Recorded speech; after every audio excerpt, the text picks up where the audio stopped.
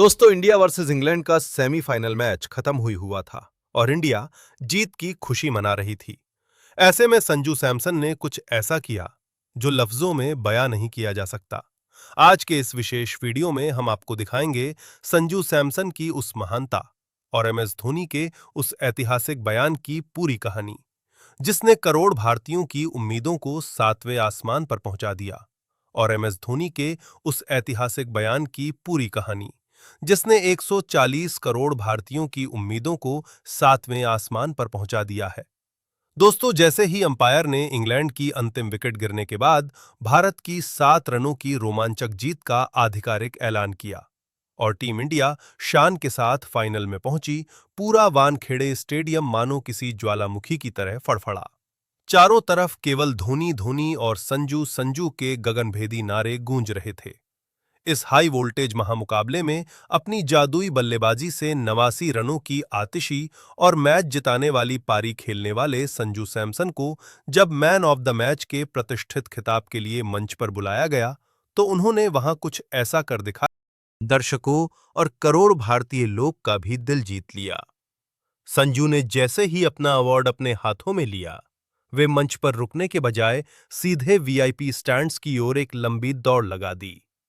पूरी दुनिया की नजरें उनके पीछे थीं और जैसे ही वे उस स्टैंड के पास पहुंचे जहां भारतीय क्रिकेट के सबसे सफल और महानतम पूर्व कप्तान एमएस धोनी शांति से मुकाबला देख रहे थे, पूरा माहौल बदल गया।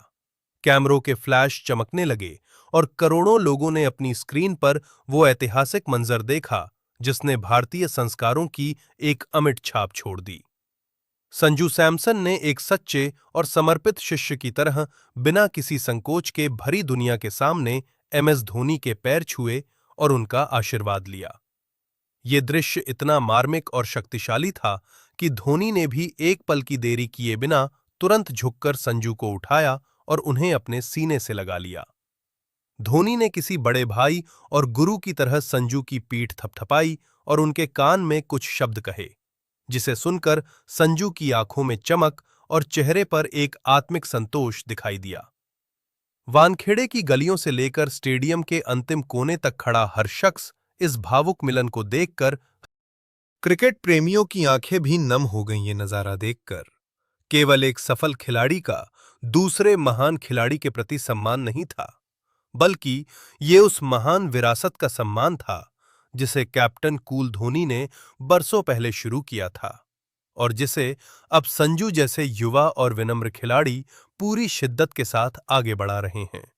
माही का आशीर्वाद प्राप्त करने के बाद संजू वापस मंच पर आए और जब उन्होंने हाथ में माइक संभाला तो उनकी आवाज में एक अलग ही कंपन और श्रद्धा थी।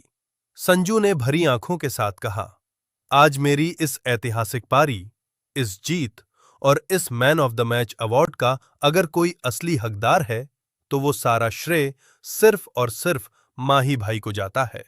मैं सच कहूं तो जब मैच के बीच में दबाव अपने चरम पर था और मैं मैदान पर बल्लेबाजी करते हुए संघर्ष कर रहा था, तो मेरी नजरें अनजाने में ही बस एक बार स्टैंड्स में बैठे धोनी भाई पर जाकर टिक गईं। उन्हें वहां शांत बैठा देख मुझे वो अद्भुत मानसिक हिम्मत और प्रेरणा मिली जिसकी मुझे उस वक्त सबसे ज्यादा जरूरत थी। धोनी भाई के सामने इस तरह परफॉर्म करना और टीम को जिताना मेरे लिए किसी बड़े सपने के हकीकत में बदल जाने जैसा है। यह अवार्ड मेरे लिए सिर्फ एक ट्रॉफी नहीं, बल्कि माही भाई के सामने खुद को साबित करने का एक जरिया है। संजू के इन शब्दों ने यह साफ कर दिया कि आज की ये जीत केवल रनों और विकेटों की कहानी नहीं थी, बल्कि ये गुरु शिष्य परंपरा और उस अटूट विश्वास की जीत थी जो भारतीय क्रिकेट को पूरी दुनिया में सबसे अलग और खास बनाती है। लेकिन असली रोमांच तो तब शुरू हुआ जब वाड़खेड़े का वो कान फाड़ देने वाला शोर एक पल के लिए बिल्कुल शांत हो गया और पूरे स्टेडियम में एक जादुई खामोशी छा गई, क्योंकि हर कोई उस आवाज को सुनने के लिए बेताब था जिसने भारतीय क्रिकेट की तकदीर बदली थी।